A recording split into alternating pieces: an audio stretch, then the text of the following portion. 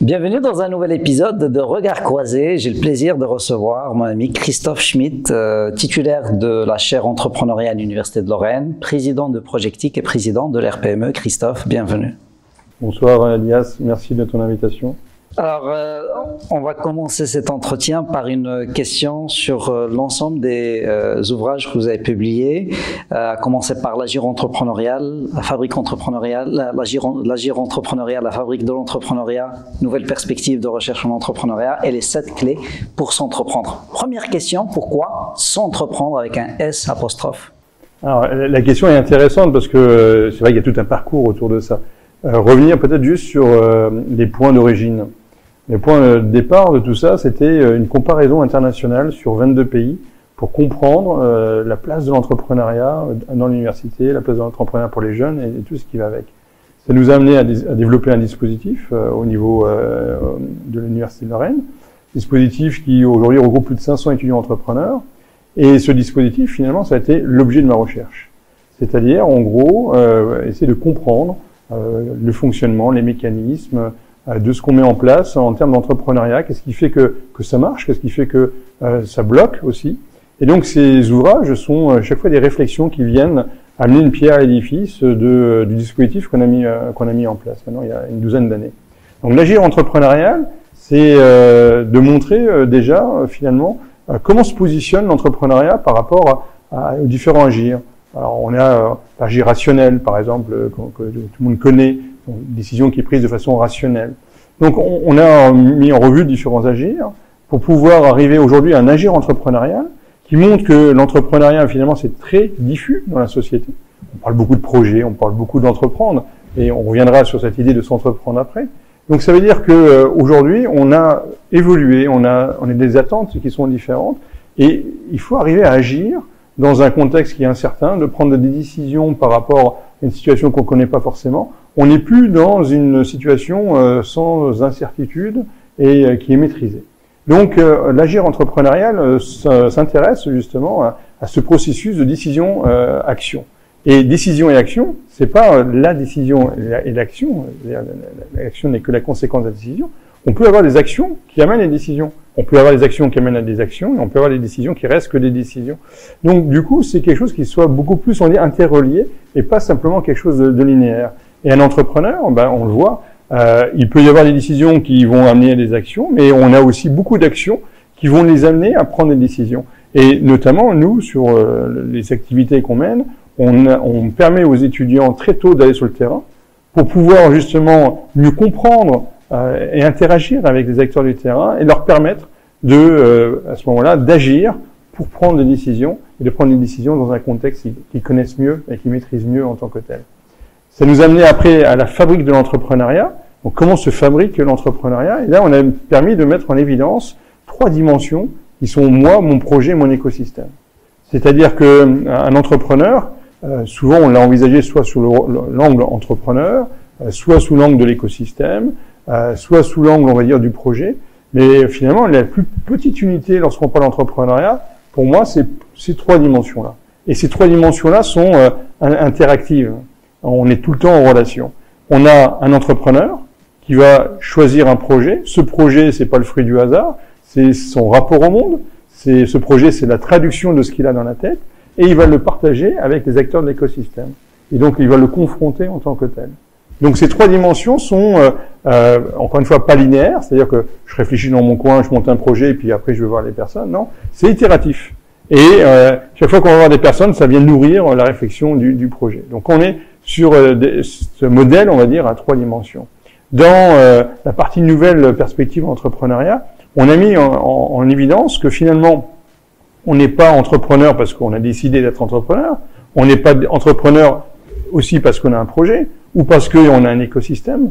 Non, on est entrepreneur parce que on a ces éléments-là et les acteurs de l'écosystème me reconnaissent comme tel. Et ça, c'est important. Ça veut dire qu'on doit exister dans l'œil de l'autre. Donc, du coup, toutes les démarches qu'on a mises en place au niveau de l'entrepreneuriat pour les jeunes, c'est de leur permettre d'exprimer leur vision du monde, quelle que soit leur vision du monde. Et c'est pas parce qu'ils sont jeunes que leur vision du monde est décalée et inintéressante. Donc les aider à exprimer leur vision du monde et la faire exister auprès des acteurs de l'écosystème. Et quand ils existent, eh ben ça permet, on va dire, de les faire adhérer à intéressant. Tu devrais aller voir ce client potentiel, ce fournisseur. Il y a telle personne qui pourra peut-être te renseigner. Si tu repasses plus tard, peut-être je pourrais financer ton projet parce que ça m'intéresse. Donc on n'est pas sur la partie business plan, et c'est ce que j'appelle l'état gazeux de l'entrepreneuriat par rapport à l'état de cristallisation. Et du coup, l'objectif, c'est d'amener les porteurs de projets à s'essayer, à se confronter, à enrichir leur projet dans l'état gazeux, et donc de communiquer. Et donc, dans une nouvelle perspective d'entrepreneuriat, c'est de montrer la nécessité de communiquer en tant que tel auprès des acteurs de l'écosystème. Et puis, les 7 clés pour s'entreprendre, finalement, entreprendre, c'est s'entreprendre. Ça veut dire que ce rapport au monde que je peux avoir, cette vision du monde, cette volonté de développer un projet, je le fais parce que j'en ai la conviction. Les porteurs de projets qu'on a sont rarement, voire jamais, des gens qui disent « Ah, il y a un super business à faire, c'est pas mon domaine, mais j'y vais parce qu'il y a de l'argent à se faire. » On a quand même beaucoup plus aujourd'hui une génération d'entrepreneurs qui le font parce que ça donne du sens à leurs actions, à leur vie, à leur agir. Et du coup, l'idée, on va dire, de développer un projet, c'est s'entreprendre, mieux se connaître. Et dans cette perspective-là, la démarche entrepreneuriale qu'on a mis en place au sein de l'université, ça leur permet de mieux s'insérer dans le monde professionnel parce que se connaissent mieux identifier les compétences sur lesquelles ils peuvent capitaliser. Et puis aussi, on fait, on va dire, des expériences qui leur permettent de savoir ce qui les intéresse, ce qui les intéresse pas. Donc, c'est pas une perte de temps, on va dire, de se lancer dans l'entrepreneuriat. C'est vraiment très riche et ça permet de mieux se connaître au sens personnel du terme jusqu'à une dimension professionnelle et en termes de compétences. Si je reprends tes propos, on est entrepreneur quand on est reconnu ou quand on est vu par les acteurs de l'écosystème comme entrepreneur. Finalement, le statut étudiant-entrepreneur qui a émergé, qui s'est bien développé en France, qui a émergé un peu partout dans le monde, on est reconnu étudiant-entrepreneur au vu de qui finalement? Alors, ça va être l'écosystème, et l'écosystème peut changer en fonction de la phase du projet. Dans l'état gazeux, je rencontre pas forcément les mêmes personnes qu'à l'état de cristallisation. Donc, ça veut dire que ce sont des personnes qui sont en lien avec l'entrepreneuriat. Ça peut être des structures d'accompagnement, ça peut être des chefs d'entreprise, ça peut être des financeurs. Quand on s'intéresse à vous parce que vous avez un projet et que on pose des questions, ça veut dire que je retrouve, on va dire, les mécanismes que je peux attendre d'un entrepreneur. Donc, ça se fait de façon très implicite. C'est pas un label qui est donné à un moment donné de dire toi je sais que tu es un entrepreneur, mais ça va être cette possibilité-là, on va dire de voir, d'évaluer le potentiel, de reconnaître, on va dire, le côté proactif, la détermination, les leaderships et ainsi de suite, les compétences entrepreneuriales qu'on peut avoir. Et c'est pour ça que c'est important très tôt de les confronter dans une logique entrepreneuriale et de les confronter aux acteurs de l'écosystème. Éviter une logique qui serait je réfléchis dans mon coin, je veux faire un business plan et après je veux voir si ça intéresse quelqu'un. Ça, c'est le meilleur moyen de se casser la figure parce que en gros, on va mouliner en vase clos et quand on va sortir pour présenter le projet, il y a pas mal de chances que les questions, les remarques qui peuvent m'être adressées, finalement remettent partiellement ou complètement en cause mon projet. Alors que quand je suis dans l'état gazeux, ça vient nourrir mon projet, ça vient l'enrichir. Je fais mes choix de là où je veux aller ou ne pas aller. Et il y a une espèce de co-construction qui se fait pour permettre, on va dire, de créer du sens et d'aller de l'avant. Et donc, cette dimension état gazeux qui, moi, m'intéresse le plus, c'est ce qu'on a pu mettre en évidence dans les 7 clés pour s'entreprendre. C'est-à-dire que on a l'état de cristallisation, création d'entreprise, business plan, et on a cet état gazeux qui est sur l'émergence en tant que tel. C'est pas les mêmes outils, c'est pas les mêmes méthodes, c'est pas la même nature, c'est pas la même philosophie qui est sous-jacente, c'est pas la même posture. En termes d'accompagnement, dans l'état gazeux, on va être sur une posture dite maïotique, c'est-à-dire du facilitateur, amené à se poser des questions pour pouvoir, on va dire, enrichir le projet, alors que de l'autre côté, on est plutôt dans la posture du réparateur, où en tant qu'accompagnant, on amène des solutions pour optimiser le business plan en tant que tel. Donc tout ça est différent et se complète. Dans nos universités, parfois on nous reproche de faire enseigner l'entrepreneuriat par des enseignants-chercheurs et pas par des entrepreneurs, et on se pose la question, comment est-ce qu'un enseignant-chercheur peut amener un étudiant à entreprendre concrètement et bien évidemment, dans la tête de ceux qui posent la question, la finalité c'est créer une entreprise. Donc on est loin de la dimension entrepreneuriat qui comme tu l'as défini, qui est beaucoup plus lié au projet. Dans la tête de beaucoup de gens, il est lié à l'acte de créer l'entreprise. Et donc, comment peut-on aujourd'hui répondre à ces gens qui nous critiquent par rapport à ça? C'est très bien résumé, parce qu'en gros, entrepreneuriat égale création d'entreprise, ou entrepreneuriat égale processus. Et donc, soit on est sur un résultat, soit on est sur une démarche. Et les deux sont encore une fois complémentaires.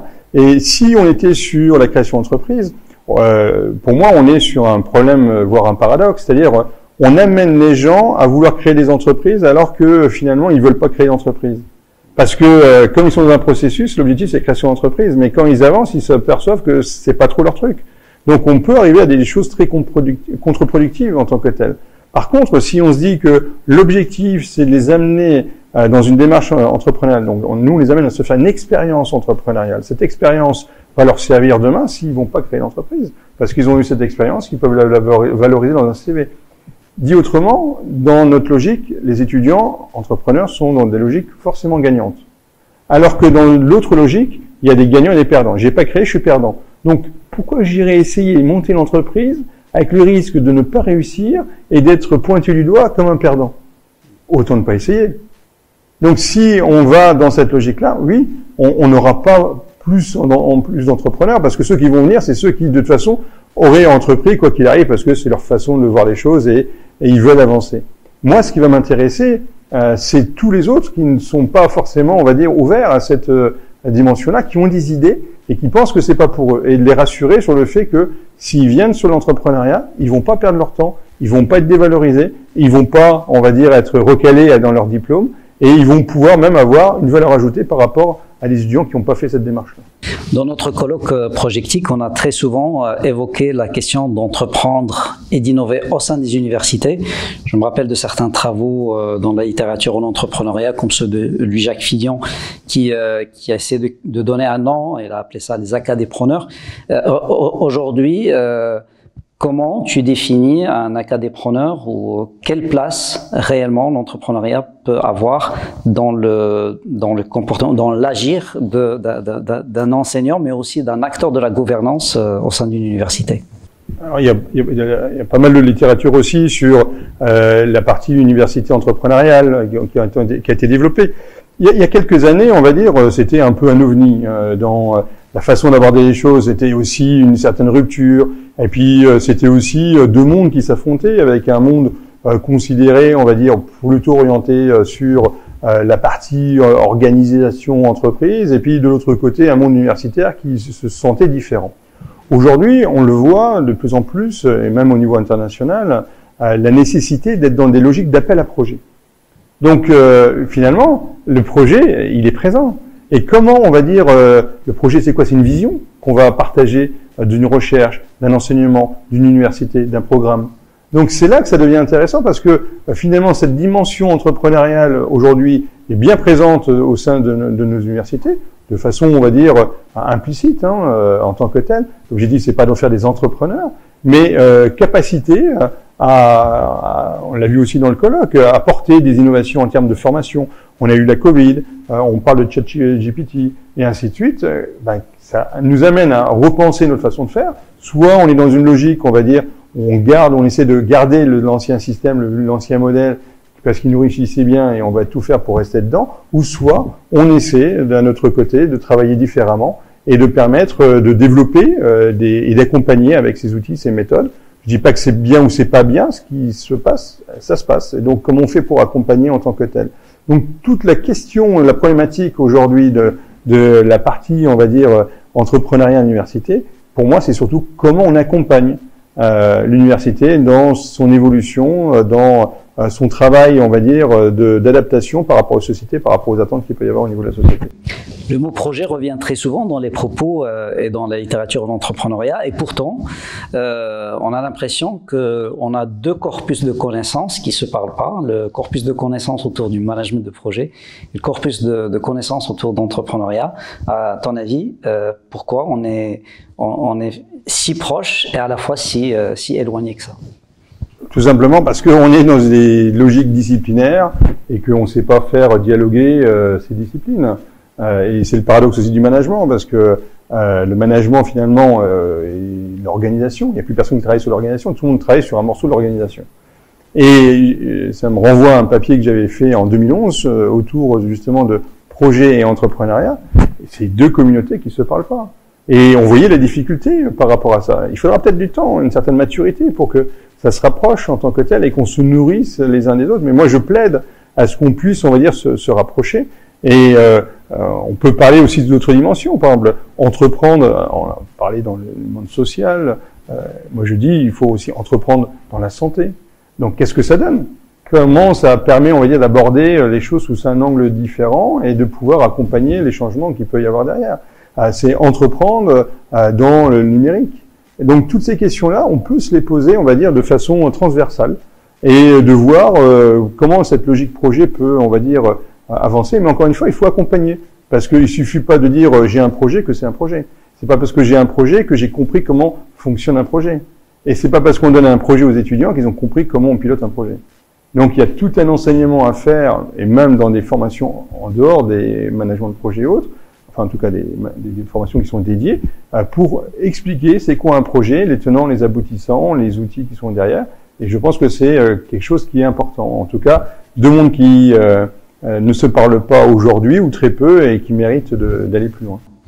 Merci Christophe, un échange très passionnant. J'espère te recevoir à nouveau très prochainement à Agadir. Avec grand plaisir, merci de l'invitation.